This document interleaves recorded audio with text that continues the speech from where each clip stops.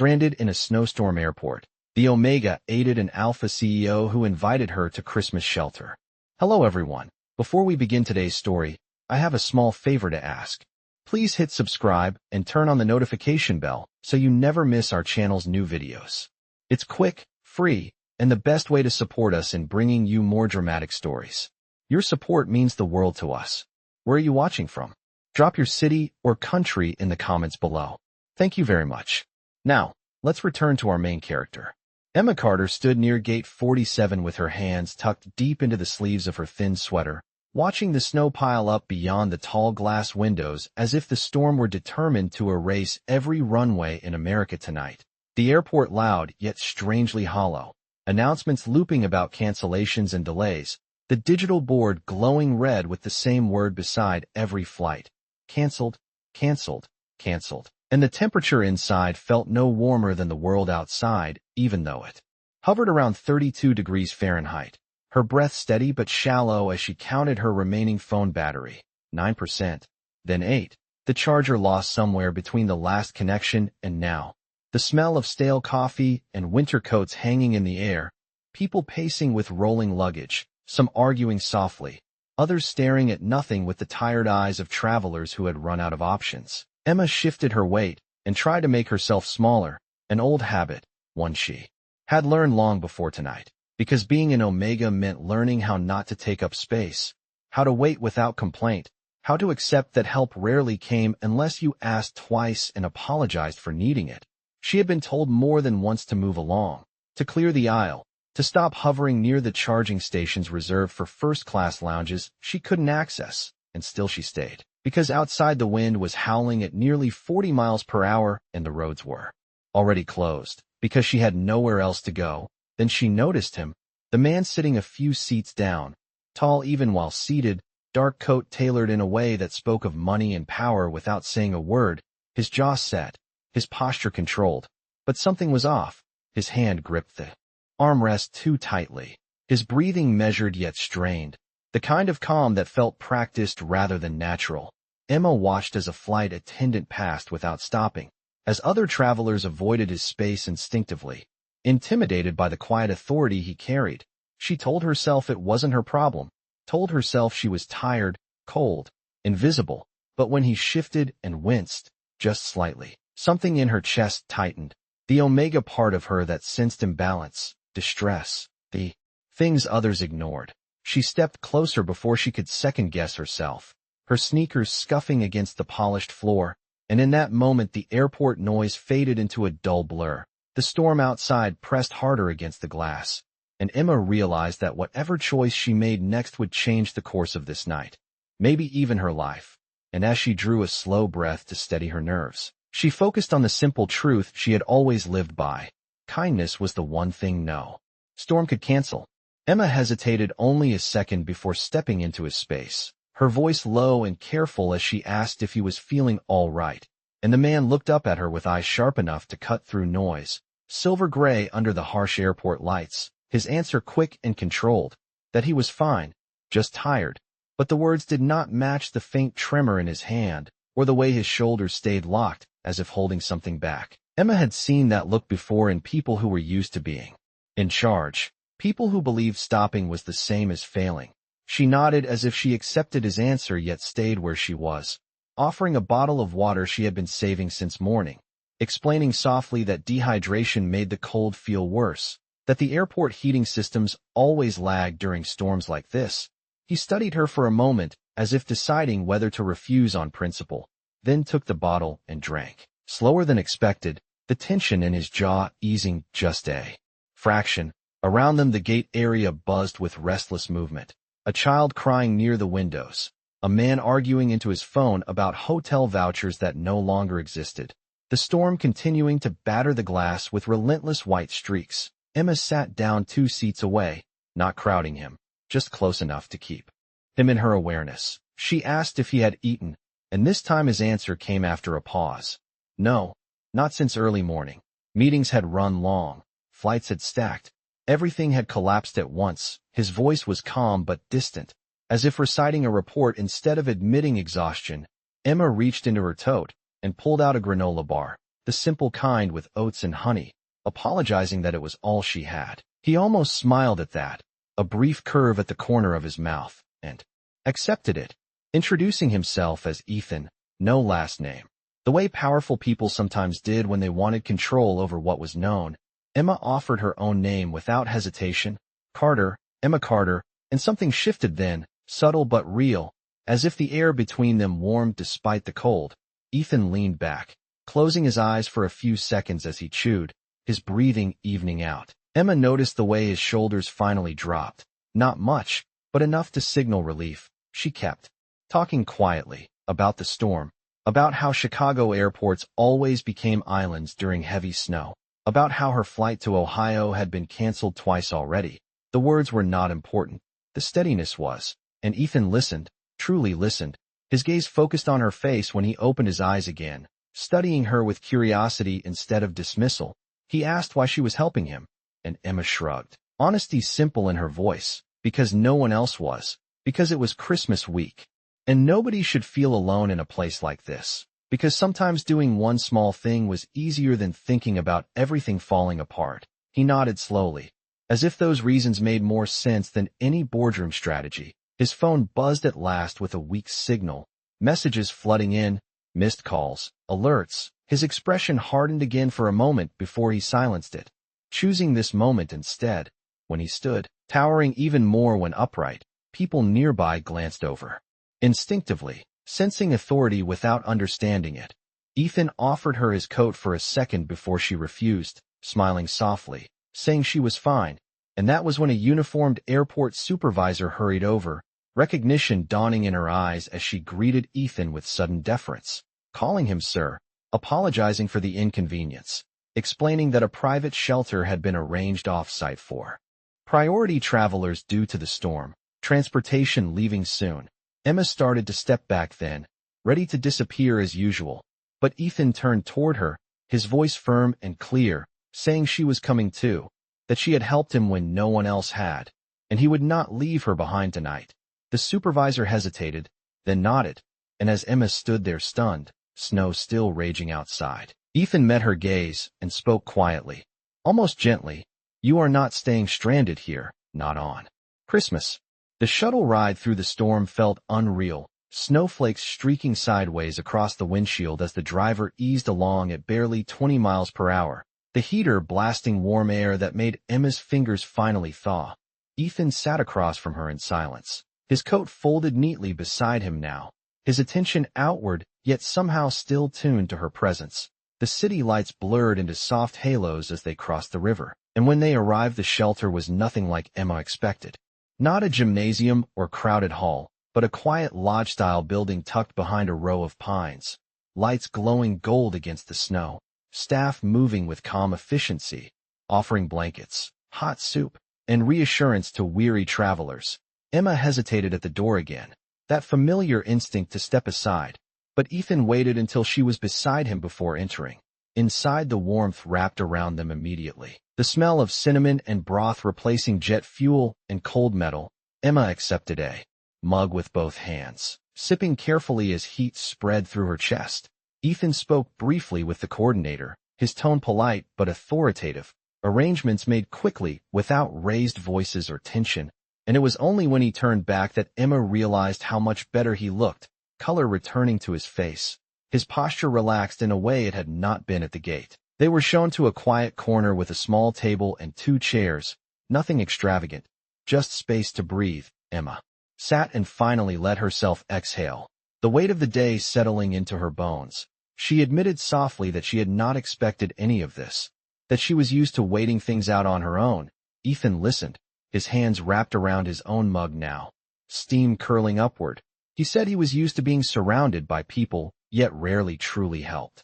That most saw the title before the person, the problem before the need. Emma smiled faintly at that, surprised by the honesty. She told him she worked temporary jobs, moved often, followed what opportunities she could find, and tonight she had simply been trying to get home for the holidays. Nothing heroic about it, just persistence.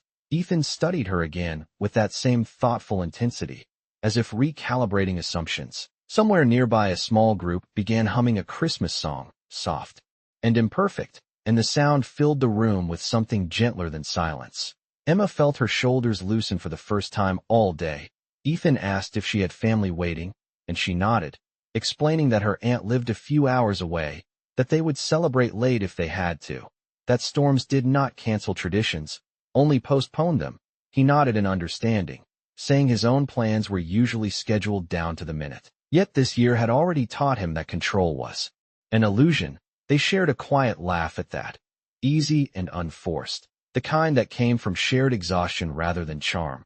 Time passed differently inside the shelter, measured not by announcements, but by refilled mugs and the slow fall of snow outside the windows. When a staff member returned to let them know the storm was expected to ease by morning, transportation resuming shortly after, Emma felt relief mixed with an unexpected pang, the kind that came when safety was temporary. Ethan seemed to sense it, telling her she would not be rushed out into the cold, that arrangements would be made properly, no strings attached, his words steady, not performative, and Emma believed him, because she had seen him at his weakest, before titles and recognition reasserted themselves. As the evening wore on and the shelter lights dimmed slightly, Ethan stood and offered his hand, asking if she would walk with him to the window, and together they watched the snow fall quietly, no longer threatening, just beautiful.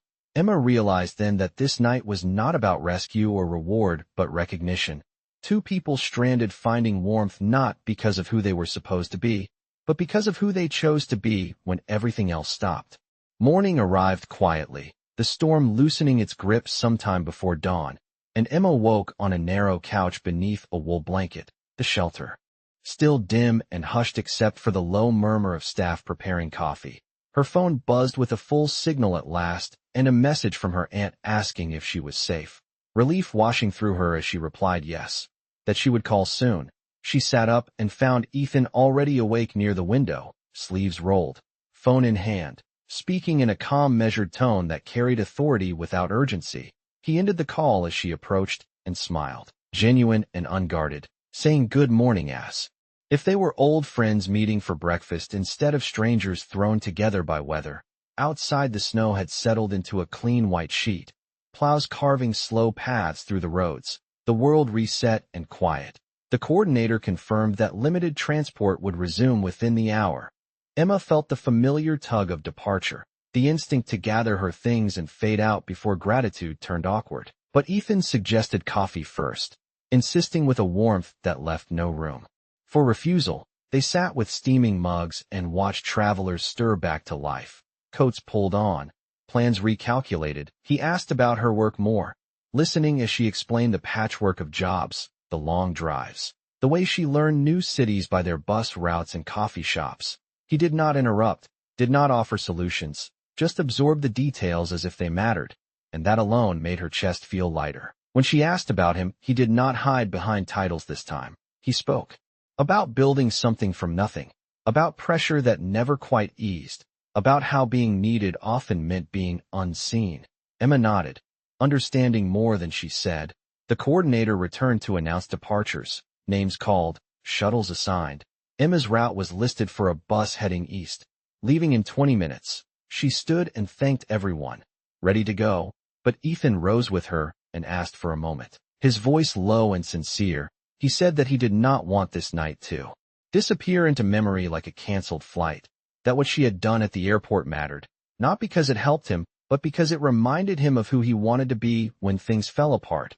Emma felt heat rise to her cheeks and waved it off gently, saying she had just been there, just paying attention. He shook his head, disagreeing without argument, and asked if she would be willing to keep in touch. No pressure, no expectations, just a connection that did not need weather to exist.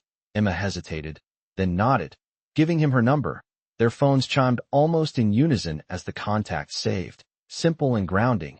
Outside the bus idled, breath steaming in the cold. Emma slung her tote over her shoulder and turned toward the door. Ethan walked her there, pausing as the driver checked her name. He wished her a safe trip and a warm holiday, his gaze steady and respectful. She surprised herself by reaching out and squeezing his hand briefly, gratitude and resolve flowing through the gesture. Then she climbed aboard, found a seat by the window, and watched as the shelter receded behind them. the lodge lights glowing against the snow. Her phone buzzed again with a message from Ethan, wishing her well and reminding her that kindness had a way of finding its way back. Emma leaned her head against the glass as the bus pulled onto the cleared road, the city giving way to open stretches of winter. And for the first time in a long while she felt certain that being an Omega did not mean being invisible, that sometimes it meant being exactly where someone needed you to be, long enough to change the direction of both their paths.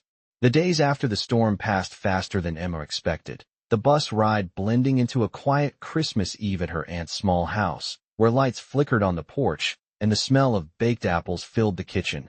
She slept deeply for the first time in weeks, and woke to a message from Ethan wishing her a peaceful morning, not extravagant or intrusive, just present. And she replied with a simple thank you and a photo of snow melting off the trees. They did not speak constantly yet. The connection held, steady and respectful.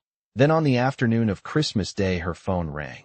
Ethan's name lighting the screen, his voice warm as he explained that he was hosting a holiday shelter and dinner for travelers and local families who had been displaced by the storm, something he supported every year but had never attended personally until now. He asked if she would consider joining him. Not as an obligation, but as a guest. Emma hesitated only long enough to check the distance. 40 miles by cleared highways. Manageable, she agreed, feeling that familiar mix of nerves and curiosity.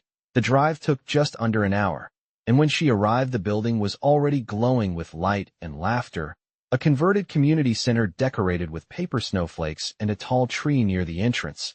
Volunteers moved easily between tables, serving food and greeting arrivals by name. Ethan met her at the door, dressed simply, no trace of corporate armor, introducing her to staff without explanation or hierarchy. Just Emma. The evening unfolded gently. They helped carry trays, listened to stories, shared smiles with people who needed warmth more than spectacle. Emma felt at ease in a way that surprised her, her Omega instincts finding purpose in small moments of care. Ethan watched her interact with quiet admiration, seeing how naturally she created calm wherever she stood. Later, when the crowd settled into soft conversation and music, he finally told her more, not boasting, just clarifying, that he led a large company, that attention often followed him whether he wanted it or not. And that night at the airport he had been grateful she had not known. Emma nodded, saying she suspected power of some kind, but had not needed details to act. He smiled at that. Relief clear, they stepped outside briefly where the air was cold but clean, the storm long gone, snow crunching softly beneath their shoes. Ethan thanked her again, not for helping him, but for reminding him that leadership without compassion was hollow. Emma felt a warmth spread through her chest that had nothing to do with heaters or lights. She realized then that the shelter was not just a place but a choice, one they were both making in different ways. When she prepared to leave he did not rush her or ask for promises, only said he hoped their paths would keep crossing. She answered honestly that she did too, driving home later with the radio low and the road clear. Emma reflected on how a canceled flight had opened something unexpected, how being an Omega did not mean standing at the edges, but standing steady when it mattered. Her phone buzzed once more before she reached the highway, a message from Ethan wishing her a safe drive and a gentle Christmas. And Emma smiled, knowing that whatever came next would be built not on rescue or obligation but on the simple truth that kindness, once shared, tended to return stronger, carrying with it the promise of something lasting. The week after Christmas unfolded with a quiet steadiness that surprised Emma, days marked by simple routines and unexpected messages from Ethan that never demanded more than she could give. A note about a snowfall in his city, a photo of the shelter now packed away, a question about her drive back to work, and she answered when she could, never feeling rushed. Her life easing back into motion as temporary contracts resumed and buses ran on time again. Yet something inside her had shifted, a sense that she no longer moved through the world unnoticed. Then one afternoon Ethan asked if she would meet him for coffee halfway between their cities, neutral ground, no grand plans, just an hour. Emma agreed, choosing a small cafe off a state highway where the smell of roasted beans and fresh bread filled the room. She arrived early and claimed a corner table, nerves fluttering despite her calm exterior. When Ethan walked in, he looked different from the man at the airport and the shelter. Still composed but softer, dressed casually, scanning the room until he saw her. His smile immediate and genuine. They talked easily. About work, about travel, about how the storm had shifted priorities neither of them had expected. Ethan admitted that he had begun restructuring his schedule, creating space where there had once been none. Emma listened without judgment, aware of how rarely people like him spoke without an agenda. When he asked what she wanted next, she paused, surprised by the question, then answered honestly that she wanted stability without losing freedom, to choose where she stood instead of always reacting. Ethan nodded, as if committing the words to memory. Their hours stretched into 2 without effort, and when they parted there was no pressure, just a mutual understanding that this connection would continue at its own pace. Weeks passed, winter deepened, and Emma found herself invited to another gathering. Not a shelter this time, but a small planning meeting, where Ethan wanted her perspective on community outreach. She clarified that she was not an expert, but he insisted that her insight mattered precisely because she was not insulated by status. Emma attended cautiously and found herself listened to. Her suggestions noted, not as charity, but as contribution. She realized then that Ethan was not trying to elevate her as a symbol, but integrate her as a voice, something rare and quietly powerful. One evening as they walked through a downtown park lit with white lights, Ethan stopped and told her plainly that he had grown to rely on her presence, that she grounded him in ways no board ever had. Emma felt the weight of the words, but not fear, only clarity. She told him she valued him too. That trust grew best when neither side rushed to define it. He accepted that without hesitation, respect evident. Snow crunched beneath their steps as they continued walking, side by side. Emma understood that being an Omega did not mean surrendering strength, but recognizing it in quieter forms. That partnership was not about rescue or hierarchy but balance. And as winter nights gave way to longer days, she felt certain that whatever their future held would be built deliberately, with care, on the same foundation that had brought them together in a stranded airport: attention, empathy, and the courage to see each other clearly when the world slowed enough to allow it. Spring arrived quietly, not with ceremony, but with small signs Emma noticed during her commute: snowbanks shrinking into gray ribbons, sidewalks reappearing, the air losing its sharp edge, and with the change came new rhythms in her life. Ethan invited her to spend a weekend at a lakeside retreat his company maintained for community programs, not framed as a luxury, but as a pause, a place where staff rotated through service projects and reflection. Emma agreed after careful thought, making sure her work schedule allowed it. The drive took 2 hours through winding roads lined with bare trees just beginning to bud. When she arrived, the lake lay calm and glassy, cabins spaced far enough apart to preserve quiet. Ethan greeted her without spectacle, carrying her bag alongside his own, introducing her to the small team on site as a collaborator rather than a guest. The weekend unfolded gently. Mornings spent helping organize supplies for upcoming outreach events, afternoons walking trails and talking without distractions, evenings sharing meals prepared by everyone together. Emma noticed how different Ethan was here, less guarded, more present, listening as much as speaking. One night, as they sat by the water watching the sunset paint the sky in muted pinks and golds, Ethan spoke about responsibility, about the weight of decisions that affected thousands, and how meeting her had shifted his understanding of leadership. Emma listened, recognizing the vulnerability in his words. She shared her own fears about being pulled into a world that might eventually overshadow her independence, and Ethan acknowledged them without defensiveness, promising that any step forward would be taken together or not at all. The sincerity of it settled something deep inside her. The next day, they joined a planning session where local leaders arrived to discuss winter preparedness for the following year. Emma spoke when invited, offering practical insights drawn from her experience of being stranded, her voice steady, her presence confident. She saw heads nod, saw ideas spark, and realized that her perspective carried weight here not because of proximity to power, but because of lived truth. Ethan watched with quiet pride. Later, thanking her for speaking up, Emma smiled, feeling neither elevated nor diminished, just equal. As the weekend ended and they prepared to leave, Ethan asked her plainly if she would consider a more permanent role with the outreach initiative, flexible, defined together. Emma took time to answer, aware of the significance. She said yes on the condition that her autonomy remained intact. that her voice never became symbolic. Ethan agreed without hesitation. The drive home felt lighter, filled with easy conversation and shared plans that felt grounded rather than rushed. Emma understood then that the bond forming between them was not built on rescue or hierarchy, but on recognition. That being an Omega in this world meant carrying an intuitive strength that complemented rather than competed with Ethan's authority. And as they crossed back into the city with dusk settling around them, she felt certain that the storm which had once stranded her had instead redirected her toward a life where her presence mattered, not by accident, but by choice. Summer brought momentum, not loud or rushed, but undeniable, and Emma found herself settling into the outreach role with a confidence that surprised even her. Traveling between cities to coordinate shelters, listening sessions, and preparedness workshops, Ethan remained present without hovering, trusting her judgment and stepping in only when invited, their partnership growing in quiet sync. Then came the invitation that shifted the tone, a regional summit hosted by Ethan's company, leaders, donors, and local organizers gathering under one roof. Ethan asked Emma to attend not as support, but as a featured voice. She hesitated, aware of the room she would be stepping into, the unspoken hierarchies, the polished conversations, but she agreed on the condition that her message remain grounded in real experiences, not polished slogans. Ethan agreed without qualification. The day of the summit arrived bright and warm. The venue overlooking the river, glass walls reflecting sunlight. Emma stood backstage.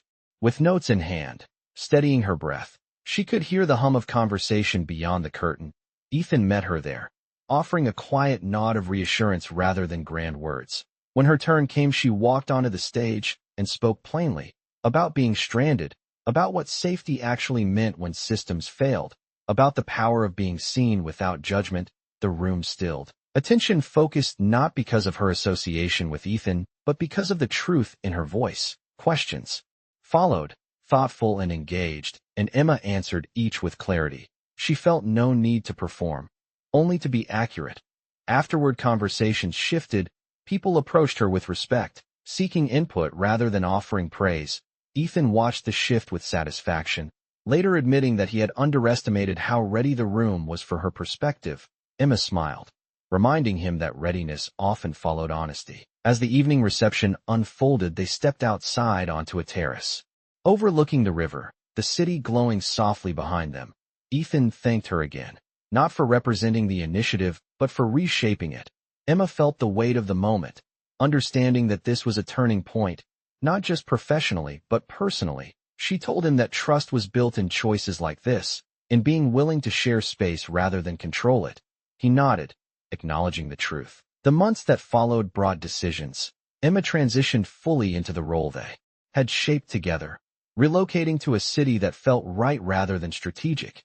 Ethan supported the move without expectation, their relationship deepening naturally, defined by shared values rather than labels. One evening as they walked along the river path near her new apartment, lights reflecting off the water, Ethan stopped and spoke carefully, saying that what he felt for her was steady and intentional, that he did not want to rush definitions, but wanted to be clear about his commitment. Emma listened, appreciating the care in his words. She responded with equal honesty, saying that she felt the same, that her strength lay in choosing rather than being chosen, and that with him she felt free to do so. They stood together in comfortable silence after, the city moving around them. No dramatic gesture needed. Emma reflected on how far she had come from that airport gate, how being an Omega had once meant bracing for dismissal, and now meant standing fully present in her own life. She understood that the bond between her and Ethan was not fate-imposed but fate-recognized, built deliberately through respect, patience, and the courage to meet each other without armor.